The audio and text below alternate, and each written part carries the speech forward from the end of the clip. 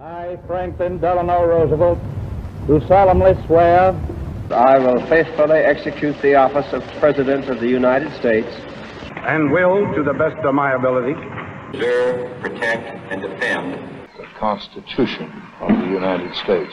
So help me God. Welcome back, ladies and gentlemen. It's the President's Guy, and today we're going to be looking at a video from Crunchy History, what I'm positive is an AI channel.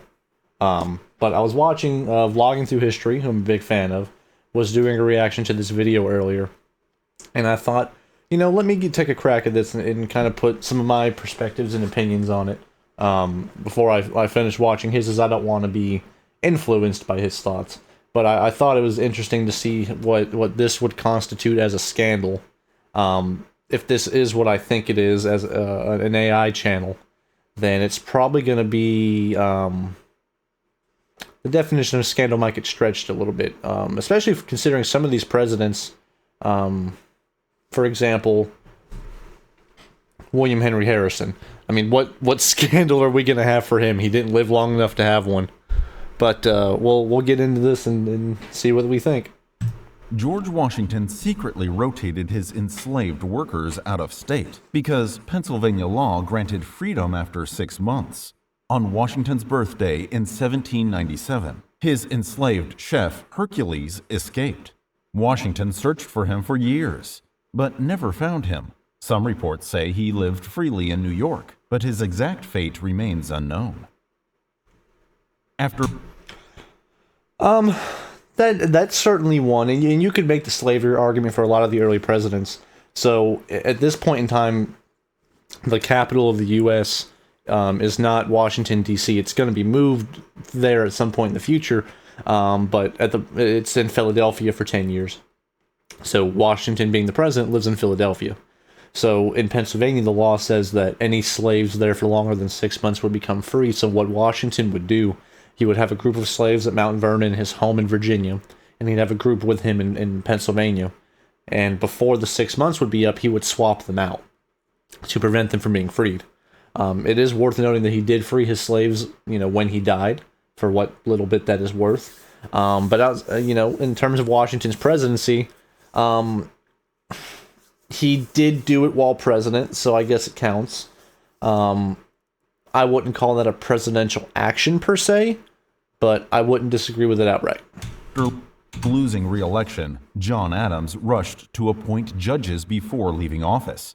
These midnight judges were meant to keep his party's influence in government. When Jefferson took office, he refused to recognize some of the appointments. This led to the famous Marbury versus Madison Supreme Court case, which established the power of judicial review. The controversy deepened the divide between Adams and Jefferson's political parties. Newspapers... So, that's not a scandal. That's just the president's job to fill seats. And it may not have been a thing that he rushed to do, thinking he'd be reelected. So, of course, once he's reelected, or once, because the House decides the 1800 election and gives it to Jefferson, Adams decides to fill as many seats as he can, which he's allowed to do. Madison versus Marbury actually sets up the precedent we have to this day, where the Supreme Court looks at laws and determines if they're constitutional or not. That wasn't a thing before that. It's not written in the Constitution that the Supreme Court does that, but like a lot of the things in our modern system, it's kind of just we started doing a thing and we never challenged it, and it's kind of just become the norm. So in theory, you could pass the constitutional amendment, for example, saying that the Supreme Court can't do that. In the same way that until we had, the 25th Amendment, establishing the official line of succession after the president, we kind of just stuck with the John Tyler principle of the vice president assumes the role of president, not just as acting president, because the Constitution leaves that kind of ambiguous. If I were going to give a scandal for John Adams, it would be the Alien and Sedition Acts, the just blatant violations of freedoms, especially from a founding father who was so instrumental in the revolution. I would probably put that there, not him feeling his presidential obligations. Claimed that Thomas Jefferson had children with Sally Hemings, an enslaved woman at Monticello. Opponents used the story to attack him. Hemmings once had the chance to claim freedom in France, but returned under a private agreement. Jefferson never responded to the accusations, but later DNA tests linked Hemmings' descendants to his family. So that's true. And people will say that the tests that exist say that a male descendant of the Jefferson family fathered Sally Hemings' children. But one thing you have to keep in mind is Madison's deceased wife was Sally Hemings' half-sister. So what ended up happening is Jefferson's father-in-law, who was of course his wife's father, had a child with one of his slaves. That would be Sally Heming, who was the half-sister of Jefferson's deceased wife. They looked very much alike. So at one point, Jefferson's in Paris, and he has Sally escort his daughter to Paris to meet up with him. And it's believed that that's the trip where they kind of kindle their relationship. And you could understand that, right? Because she looks like his deceased wife. He's in a vulnerable position. She's, I believe, willing in the relationship, but also not in a position necessarily to refuse. So it's a dubious act, to say the least. Scandal for sure. And maybe with Adams, I'm scandal wasn't necessarily the thing for the Alien Sedition Act so much as the worst thing he did. So I would say the Sally Hemings thing, definitely. The War of 1812, British troops burned the White House and Capitol in 1814. James Madison had left the city while his wife, Dolly Madison, saved a famous painting of George Washington. The British dined in the White House before setting it on fire. Many blamed Madison for not preparing Washington's defenses, though U.S. forces later won key battles that helped restore his reputation. Andrew Jackson. I wouldn't say that's the biggest scandal, and I think it's the Embargo Act of 1807 under Jefferson that leads to the War of 1812, if I'm not mistaken. But you got to keep in mind, Madison is the last president to ever lead troops in the field. I believe.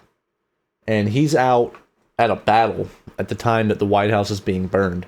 So, you could argue he didn't do enough to protect it, but I wouldn't say the blame lies solely at his feet. I also have trouble thinking of another scandal. Habeas corpus is suspended during this time, and, but that also lies at the feet of Congress. So, I don't know what I would say would be Madison's biggest scandal, but I don't know that the British burning the White House is it. 1820, James Monroe signed the Missouri Compromise, allowing Missouri to enter as a state that permitted forced labor, while Maine entered as a free state. The law tried to keep peace between North and South, but both sides were angered. Monroe privately doubted Congress had the authority to make such a deal, but he signed it anyway. The issue remained controversial. So what they mean by that, and this is starting to feel like a PowerPoint presentation, but the Constitution is pro-slavery in the end of the day. There's a Fugitive Slave Act, the Three-Fifths Compromise. So the Missouri Compromise is pretty unconstitutional in terms of violating property rights established in the Constitution. It was just never challenged because while judicial review was established during Madison versus Marbury, the Supreme Court cases at that time weren't a lot like the way they are now, where opposition immediately just starts sending them to the court to try to get repealed. So it's not until the Compromise of 1850 where you see the Missouri Compromise get repealed. I don't know that I would say it's Monroe's biggest scandal. It's a kicking the can down the road issue that we get a bunch of these compromises that lead to the Civil War. And yes, Monroe signed it, but it's also on Congress for approving it. So I see why they say it, and I'm having trouble thinking of a bigger scandal, so I understand where they're coming from. Controversial for decades. In the 1824 election, no candidate won a majority. So the House of Representatives decided the winner. Speaker Henry Clay backed John Quincy Adams over Andrew Jackson. Then Adams appointed Clay as Secretary of State. Jackson's supporters called this a corrupt bargain, claiming Adams had struck a secret deal. Though Adams denied wrongdoing, the controversy made him unpopular and helped Jackson win the next election. Jackson likely would have won anyway. I mean, he pretty much won this one in the first place. He just didn't get a majority, but he had the highest electoral votes, and I think he won the popular vote. Andrew Jackson, at this time, you got to keep in mind, he's a hero of the War of 1812, of a lot of the Indian wars down in Florida. So he's kind of like their time's equivalent of like of a President Grant or an Eisenhower in World War II. He's a national military hero, so he was going to win eventually. Adams is such a good person. You know, he spends 17 years or 17 terms in the House of Representatives after being president, because he cared about public service so much. So it's, defenders of Adams will be willing to believe him when he says that this wasn't part of the deal, and it may have just been a party situation involving Clay. But either way, the public perception was that he was involved. This is sort of like the Rutherford B. Hayes situation. So, and it's ironic that the House of Representatives took his father out and put him in. Andrew Jackson's cabinet members refused to associate with Peggy Eaton, the wife of his Secretary of War, due to rumors about her past. Jackson defended her, seeing it as similar to the attacks on his late wife. The drama caused a political crisis, with multiple cabinet resignations. Jackson reorganized his administration, and those who supported Eaton became key figures in his presidency. During the panic... So Jackson's wife dies before he takes office, I think a few months beforehand, and Jackson blamed it on the stress of the D.C. social life, spreading rumors around her, because I believe she was married before she was married to Jackson and never actually finalized that divorce. So, and that's very taboo back in the early 19th century. And Jackson blamed her death on the stress of that, despite the fact that that had happened years before. But of course, now that he's in the political mainstream and, in the presidential sphere, those criticisms are going to be much higher. I wouldn't say that's the biggest scandal of his presidency. I would say the Indian Removal Act probably falls into that category for me. And since most of it takes place under Van Buren's administration, I would also say that's probably his. But let's see what they say for him. Of 1837, a severe financial crisis, Martin Van Buren hosted... Which is the result of policies under Jackson, because he refused to recharter the National Bank. A lavish White House ball for 1,000 guests, featuring expensive food and wine. Critics saw him as out of touch, while many Americans struggled. Newspapers mocked him as an aristocrat who cared more about luxury than the people. This reputation hurt his popularity and contributed to his defeat in the next election. William Henry Harrison gave a 2-hour speech on a cold, rainy day without a coat or hat. Shortly after, he developed a respiratory illness and became severely sick. He died just 32 days later, making him the first president to not survive his term in office. His sudden passing caused confusion, as the Constitution didn't clearly state if the vice president would fully take over. This event led to a lasting rule. After the Tyler principle I mentioned earlier.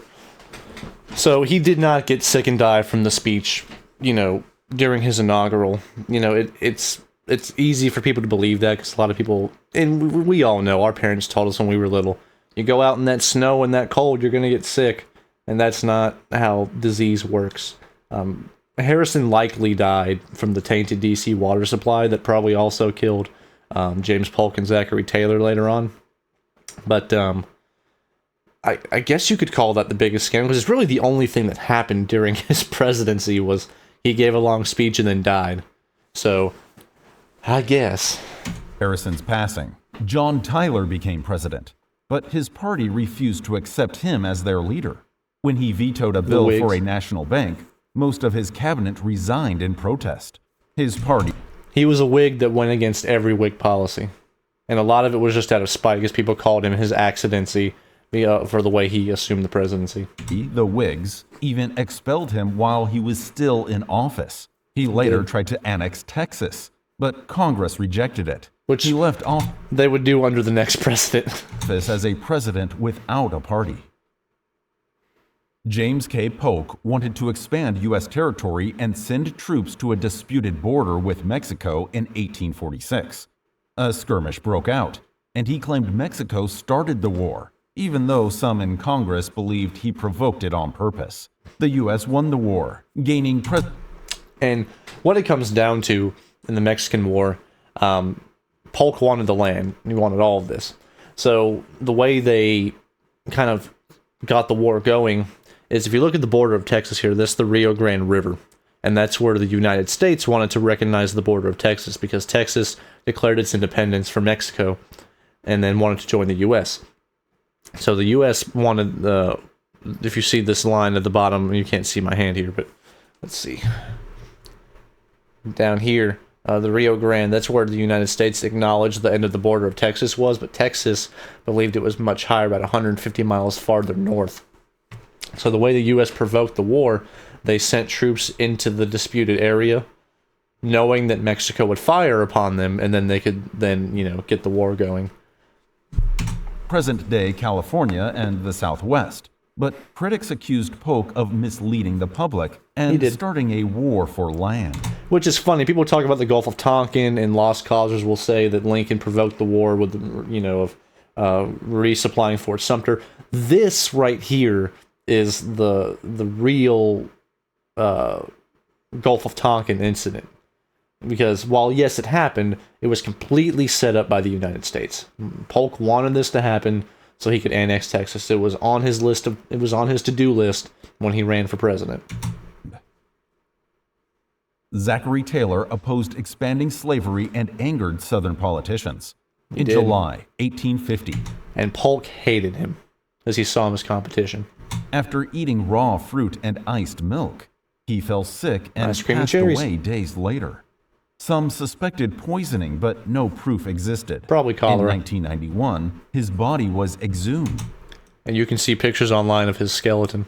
And tests found no sign of foul play. His sudden passing led to Millard Fillmore taking office, who... And I have to say this because I love VTH, Alec Baldwin. Quickly supported pro-slavery policies Taylor had opposed. Millard Fillmore signed the Fugitive Slave Act, forcing northern states to return enslaved people who had escaped. Many Northerners... More specifically, he signs the Compromise of 1850, which Taylor had rejected up until this point. And it included a bunch of other things, like repealing the Missouri Compromise. And the Fugitive Slave Act just reinforced what was already in the Constitution. There's a clause in the Constitution about being able to retrieve fugitive slaves in the North, or really wherever that they would go. But again, this was incredibly unpopular at the time, as the abolition movement is gaining steam, and we're heading increasingly fast into the Civil War. So I would agree with this one. Refused to comply, sparking protests and violent confrontations. His decision split his party and made him unpopular with the North. He later ran for president again under a different party, and that would have been in the election of 1860, I think, or 1856. But failed to gain support due to his ties to the law. You gotta keep in mind, there weren't no primaries back then, so conventions would select it. So all these one-term presidents here, Fillmore, Pierce, Buchanan, they're the incumbents, and they never get selected by their parties to run again. Imagine if that happened now. Franklin Pierce signed the Kansas-Nebraska Act, 1854, He was also a sloppy drunk. New territories vote on whether to allow slavery. This repealed the Missouri Compromise and led to violent clashes between pro- and anti-slavery groups in Bleeding, Kansas. Armed mobs burned towns and hundreds lost their John lives. Brown. Pierce's support for pro-enslavement forces angered many in the North, damaging his reputation and his party. Yes, I would absolutely say that is the case. The Kansas-Nebraska Act works on the theory that not John C. Calhoun, but although I think him too, but Stephen Douglas also, they both worked on the idea of popular sovereignty, which is let the people vote. It's kind of like every election cycle, where if your state allows for a direct vote of the people on some referendum, usually an amendment to a state constitution, that people would go to the state, they would let the state population vote whether it be free or slave, and the people there would flock in droves on both sides, which inevitably led to harsh tensions and fighting, and it really is kind of the proto-Civil War, and in many cases just outright guerrilla warfare. So yeah, Pierce, horrible president for signing that. 1857, the Supreme Court ruled in Dred Scott versus Sanford that black Americans could never be citizens and that Congress could not ban enslaving people in territories. James Buchanan privately pressured justices to rule this way before the decision was announced. When this became public, critics accused him of interfering with the court. The ruling worsened tensions between North and South, leading to war. I disagree that Buchanan influenced it. I've never seen any evidence that he influenced the decision, but he definitely knew about it before he gave his inaugural, where he called slavery a, quote, a matter of but little importance. And then he just does nothing to stop the Civil War. So yeah, I would say that's probably his biggest scandal. Because he didn't even need to influence it, because the court was very conservative and pro-slavery at that point. So he didn't even need to do anything. But whether he did or didn't, he knew the outcome before the ruling was issued. During the Civil War, Abraham Lincoln suspended habeas corpus, allowing the military to arrest people without trial if they were suspected of disloyalty. Thousands, including newspaper editors and politicians, were jailed without charges. The Supreme Court ruled this unconstitutional, but Lincoln ignored the decision. Though done for national security, his action sparked fierce debate over presidential power during wartime. And so if you're going to criticize Lincoln, yeah, his suppression of personal liberties absolutely is it. But ultimately, his suspension of habeas corpus, because here's, again, another problem with the Constitution, as brilliant as it is and brilliant as the founders were, it's sometimes incredibly vague in its directions. And all the Constitution says is that habeas corpus can only be suspended in times of rebellion or invasion. And Lincoln does this initially in the areas around the rail lines in D.C., mostly like in Maryland, because you got to keep in mind that unlike today, and even still kind of like today, every politician doesn't just live in D.C. all the time. So they would then have to take a train when Congress was convening to go to D.C., and these trains were being attacked, by pro-Confederacy sympathizers. So Lincoln suspends habeas corpus in these areas to deal with that. And Roger Taney, or Roger Taney, however you pronounce it, who's the Chief Justice, says that only Congress has the authority to do this. But here's the thing. They then approve it. So Lincoln eventually suspends habeas corpus for the whole country in, I think, 1863, and Congress approves that too. So you can be mad at Lincoln for doing it, but Congress ultimately sided with him. Andrew Johnson clashed with Congress over Reconstruction policies after the Civil War. When he fired Secretary of War Edwin Stanton without Senate approval, Congress impeached him in 1868. He was the first U.S. president to be impeached. The Senate fell one vote short of removing him from office. Though he stayed in power, the trial weakened his presidency, and he was not reelected. And here's a stupid thing about that. In 1868, it's an election year. Why are you impeaching this man? He's leaving anyway. Everyone knows he's not getting reelected. Everyone knows Grant's going to run and win. There's a really good book. It's called Impeached, about the whole trial of Andrew Johnson. Basically what it is Johnson keeps vetoing a lot of Reconstruction, Congress's attempt to pass Reconstruction Acts and civil rights, and they pretty much successfully override his vetoes in, I think, all but one or two instances. But he just gets in the way of Reconstruction in such an annoying and stupid manner. Because again, he's not a Republican; he's a war Democrat that ran on a Union ticket with Lincoln, because no one thought Lincoln was going to die and this guy would be left in charge. But what Congress decides to do to get him out of the way, they pass a law called the Tenure of Office Act. And what that says is that the president, and I guess their thinking was, since the president needs congressional approval, Senate approval, to confirm cabinet picks, that they should need Senate approval to remove them. Which, that was ruled unconstitutional eventually. But he knowing that he would violate it, he fires Edwin Stanton, who was Lincoln's second Secretary of War after Simon Cameron. And then the Senate then the Congress takes the opportunity to impeach him, and as they said, it fails by one vote. They needed 2/3, and I think it was 59 voted in favor of removing him, and they needed 60. But then, of course, he gets trounced in the 68 election. I don't even know if he gets the nomination.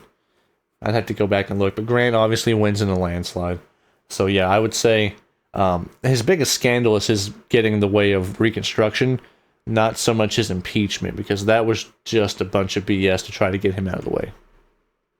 In 1875, it was revealed that government officials had stolen millions of whiskey taxes. Some of Ulysses S. Grant's closest advisors were involved. Though Grant was not personally involved, he protected his personal secretary, who was accused of taking bribes. The scandal damaged Grant's reputation and was one of many corruption cases during his administration, leading to criticism of his leadership. So, Grant is way too trusting of a human being, and his cronies take advantage of him, and they do all kind of shady, nefarious things. He didn't know about it. He accepted the responsibility for it, but that's about the only thing you can say about Grant. He's just too trusting, and it led to bad things. The 1876 election was one of the most controversial in history. Rutherford B. Hayes lost the popular vote, but won after a secret deal with Southern Democrats. In exchange for their support, Hayes removed federal troops from the South, effectively ending Reconstruction and allowing discriminatory laws to spread. Many called his presidency illegitimate, referring to him as Rutherford Hayes. James A. Garfield. So, this is all true. A deal is struck with Hayes, and there's basically a commission of 7 congressmen or senators, I forget which one, that decide who wins the election. And Hayes agrees to basically end Reconstruction if he wins. But you got to keep in mind, Samuel Tilden, who's the Democratic candidate in 1876, if he wins, he's going to end Reconstruction too. So Hayes gets the blame for it because he did it, but Tilden would have done the same thing. And Hayes knew he wasn't going to get a second term anyway, so he just kind of accepted the deal and went with it. Garfield angered political groups by refusing to hand out government jobs as rewards. In 1881, Charles Guiteau, a man who believed he deserved a job, shot Garfield in a train station. He survived the initial attack, but passed away 79 days later because his doctors made his condition worse by using unsanitary tools. Some believed high-ranking politicians wanted him gone. His passing led to reforms in government hiring. Chester A. Arthur. I guess you could say this. Garfield's another one. He's not in office long enough really to do anything. And you gotta understand that medicine didn't work the same way as it does now. Now, a lot of doctors at the time knew that the doctor that basically killed Garfield, his name was actually Doctor. His first name was Doctor. Knew that he was doing stupid things, and they wouldn't even let him attempt to look in the side of the body where the bullet was. They just kept making him look where it wasn't. And Charles Guiteau argued, I didn't kill him, his doctors killed him. And it's sort of mode of death versus cause of death. And he kind of had a point. But, yeah, it's kind of the only thing that really happened in Garfield's presidency, so you could say it's his biggest scandal. Arthur was deeply tied to the spoils system, where government jobs were handed out as political rewards. When President James Garfield was assassinated by a man demanding a political job, Arthur faced pressure to reform. Surprisingly, he signed the Pendleton Act, 1883, which created a merit-based system. This angered many of his supporters, who had expected him to keep the spoils system in place. During his first campaign, I wouldn't call that a scandal because he doesn't go along with the spoils system. That's just integrity and good character. I'd have to kind of read up on Arthur a bit more to see what I really think his biggest scandal was. I guess you could say it's his biggest scandal and the thing that got the most attention because that was really a game changer at the time, putting, qualified people in place and kind of setting that standard. But that would be more of an insider scandal, I guess. Newspapers claimed that Grover Cleveland fathered a child out of wedlock with a woman named Maria Halpin. The scandal was worsened by reports that Halpin had been placed in an asylum and the child sent to an orphanage. Cleveland admitted paying child support but denied paternity. His opponents chanted, "Ma, ma, where's my pa?" But he still won the presidency. And he also bought the first baby carriage for a person he would then later marry. So Cleveland wins the 1888 election. He loses in 1892 to Benjamin Harrison, but he actually wins the popular vote. So it's not hard to fathom why he would win again in 1896. But Harrison, yeah, not. It was a big deal to have billion-dollar spending plans. And it's kind of like how in the early 1900s when you're seeing the billionaires pop up and the populism response to that is just outrage, especially when there are people who are poor. So yeah, that's definitely in Cleveland. That's a big mark on his history. It's pretty well accepted that he did that, and like they said, it was kind of a forced situation. But Cleveland still first president to win non-consecutively, so he has that historic piece going for him. And it's hard for me to think of a different scandal. I think he's also the president that issued the most vetoes. Under Benjamin Harris, Congress spent over $1 billion for the first time in U.S. history. Money was used on Civil War pensions, public projects, and... But you got to keep in mind there were still so many Civil War veterans alive at this point, because we're only 25 years removed from the war. So imagine how much money that is being spent on these pensions. They did them in the South, too. Naval expansion. Critics accused his administration of reckless spending, calling it the billion-dollar Congress. The public backlash helped Cleveland defeat him in the next election, making Harrison a one-term president. During his second term... We've only had 12 or 14 two-term presidents.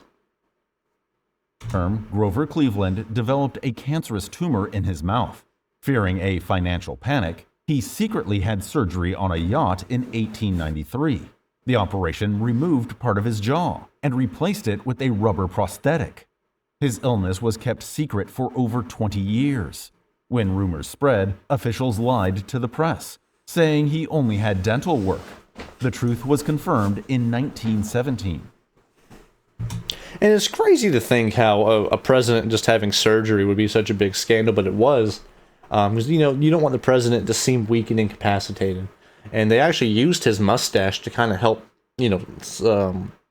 hide it, from the public. So it's a very crazy story. They go out in the middle of the ocean, and they numb him up with ether, and they cut this thing out of his mouth.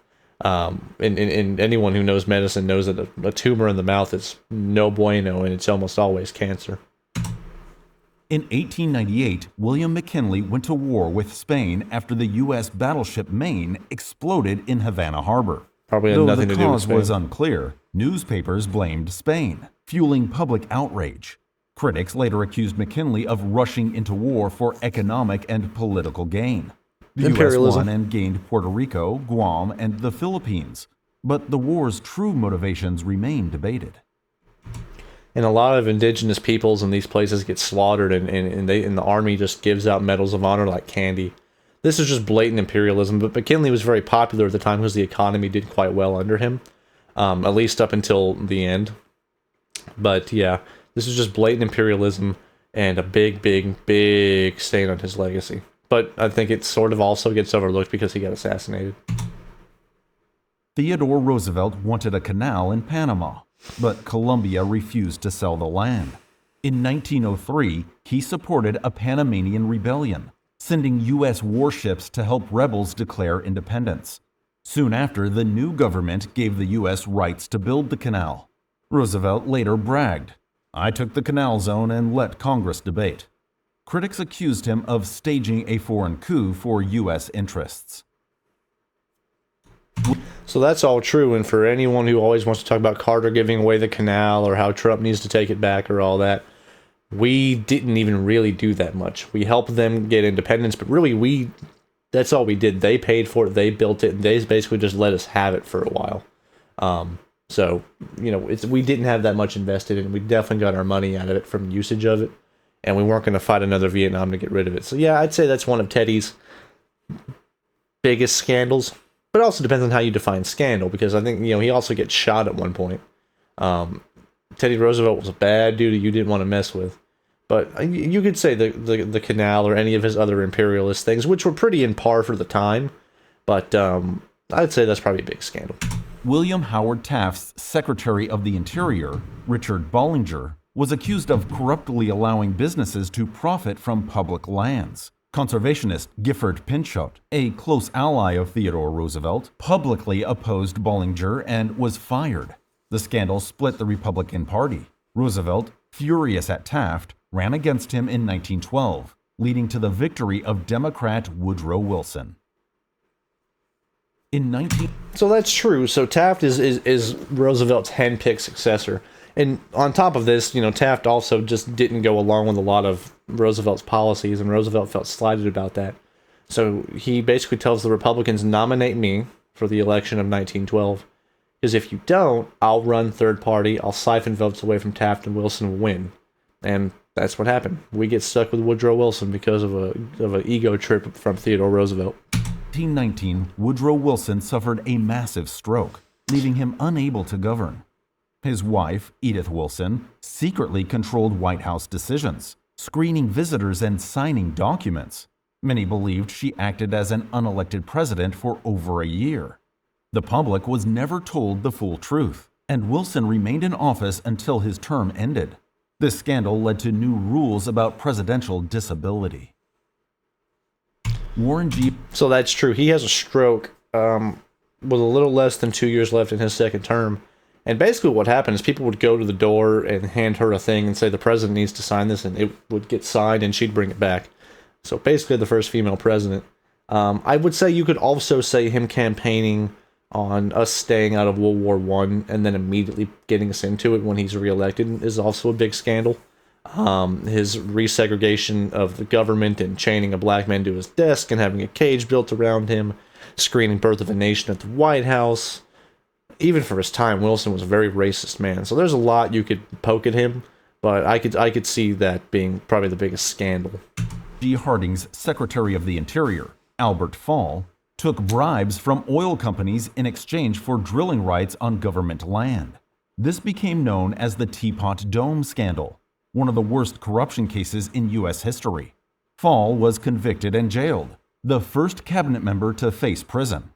Harding passed away suddenly in 1923 before the full scandal was exposed. Eating tainted lobster. Calvin Coolidge was... Teapot Dome, easily Harding's biggest mistake. And Harding, a man who, he said, I am not fit for this office and never should have been here, and I would be inclined to agree. Teapot Dome's definitely his biggest one. Known for avoiding the press and speaking very little, earning the nickname Silent Cal. Some accused him of hiding from major issues, such as rising stock market speculation and prohibition enforcement failures. His quiet leadership style led to rumors that he was uninterested in governing. Despite this, he remained popular and chose not to run for re-election in 1928. Which he should have, because then we got stuck with Herbert Hoover. But I would say, I wouldn't call that a scandal. I think that's just Coolidge's personality. He's one of the last presidents to kind of see the presidency as more of an administrative role, more than a proactive one. So if that's the best you can come up with, I'd say that's pretty good. Coolidge was a pretty good president. In 1932, thousands of World War I veterans marched on Washington, demanding early pay of their war bonuses. Yep. Herbert Hoover ordered the U.S. Army to remove them. Troops, led by General Douglas MacArthur, used tear gas and burned their camps. Images of soldiers attacking veterans shocked the public. The crackdown destroyed Hoover's reputation, contributing to his landslide defeat to Franklin D. Roosevelt in 1932. I would say that's right, and I'm not going to say the Depression, because that had nothing to do with Hoover. Now, his response to it was pretty crap, but the veterans getting attacked by the Army, that's just despicable behavior. There could have been 1,000 other ways to handle that situation, and Hoover just chose not to. Absolutely despicable behavior. Franklin D. Roosevelt had polio, leaving him mostly unable to walk. His administration hid the severity of his condition by controlling photos and public appearances. The press... We even told the press not to talk about it, and they went along with it. Agreed not to photograph him in a wheelchair, maintaining the illusion of strength. Most Americans never knew just how disabled he was until after his passing. Despite this, he remained the only U.S. president elected to 4 terms. Or 3, for that matter. During the... I would say, yeah. You could also argue the internment camps was a pretty big scandal, but depends again on how you're defining scandal. So in terms of, hidden information from the public, yeah, definitely him hiding his polio. Korean War, General Douglas MacArthur wanted to expand the war into China, despite Harry S. Truman's objections. MacArthur publicly criticized Truman, violating military protocol. In 1951, Truman fired him, sparking outrage. MacArthur returned home to heroes' welcomes, while Truman faced backlash for dismissing a war hero. The controversy hurt Truman's approval ratings, but he defended the decision as necessary for civilian control of the military. Dwight read David McCullough's book Truman. It talks a lot about it in there, and Truman struggled with that decision because MacArthur was very, very popular, and he knew he would face backlash for it, but MacArthur was kind of leaving him no choice with his behavior. And the civilian-run military is a big staple of the Constitution, so, you can argue one way or the other whether it was the right thing to do. Certainly an unpopular decision. So yeah, I could see how that would be Truman's biggest scandal. D. Eisenhower's administration secretly overthrew foreign governments to protect U.S. business interests. In 1953, the CIA helped him overthrow Iran's prime minister, replacing him with a pro-Western leader. In 1954, the CIA removed Guatemala's president, protecting U.S. banana companies. These actions remained classified for years, but later revelations damaged U.S. relations in the Middle East and Latin America. Which you can see why they don't trust us. We were killing their leaders in the 50s. Easily Eisenhower's biggest scandal, by a mile. That, and I think they also hid his health from the public a lot too. He had a series of heart attacks during his term, and even Nixon was like, is he going to die? So yeah, but either one of those. Rumors swirled that John F. Kennedy had an affair with actress Marilyn Monroe. She famously sang "Happy Birthday, Mr. President" to him in 1962, fueling speculation. Monroe's sudden passing later that year led to conspiracy theories, with some suspecting Kennedy's administration covered up their relationship. Though no proof was ever found, the rumors remain one of history's most talked about presidential scandals. Also hiding Kennedy's many, many physical ailments. He had Addison's disease and all kind of different diseases and illnesses. And it actually led to his death because he couldn't duck in the limo from the shots being fired because he actually wore a back brace, and it prevented him from leaning over. In 1964, Lyndon B. Johnson used the Gulf of Tonkin incident, an alleged attack on U.S. ships. There were 2 attacks on 2 different days. The first one definitely happened. The second one probably didn't. So the Gulf of Tonkin isn't a big, false flag. At worst, half of it is. To justify expanding the Vietnam War. Years later, declassified reports showed the attack was exaggerated or never happened. Johnson misled the public into supporting the war, leading to massive protests.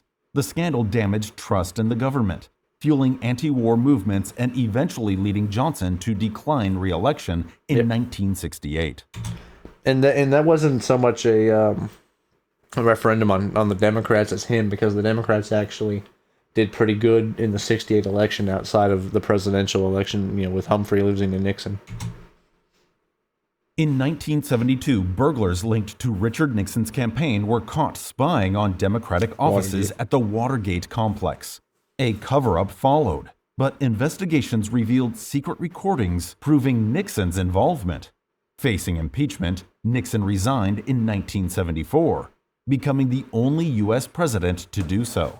The scandal shattered public trust in government, leading to new laws on campaign ethics and executive power. 1 month after Nixon resigned, Gerald Ford granted him a full pardon, preventing any prosecution. Many Americans saw this as a corrupt deal. Ford insisted it was to heal the nation. And I believe him. Ford and Nixon, they weren't exactly pals.